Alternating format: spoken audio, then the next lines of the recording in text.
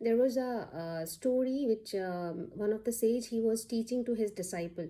So he said that one time he visited one village and there was a farmer, and then this farmer was having a bad habit that he used to just procrastinate everything, that whatever work was there today he just wanted to postpone it for the next day.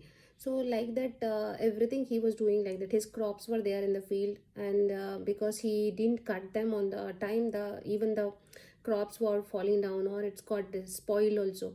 At home also, the home was needed some repair, but he didn't do it. The family was unhappy because nothing was there on the time.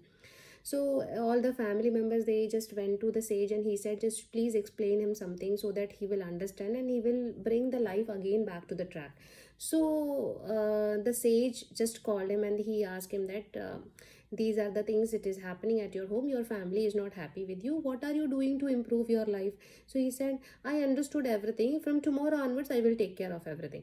So sage understood again he is doing the procrastination.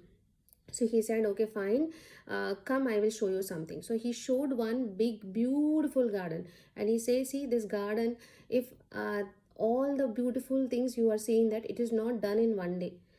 Every day daily effort is required for that. Every day small effort is being taken, and that is how this beautiful garden is being created. So in your life also, every day daily activities will make your life beautiful. Otherwise you will be always at loss only.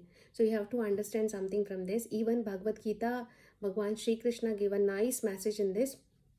कर्मण्येवाधिकारस्ते मा फलेषु कदाचन मा कर्मफलहेतुर्भू मा ते संगोस्ति कर्मणि. Bhagwan Shri Krishna says that you have got a choice to do the work. So do your karmas like a duty. Okay, and then whatever results are coming, don't get attached to it. Take the result like a prasad buddhi. Okay, so whatever you are coming, take it happily. Thank you so much. Hope this story makes some sense to you. Hari Om Namaste.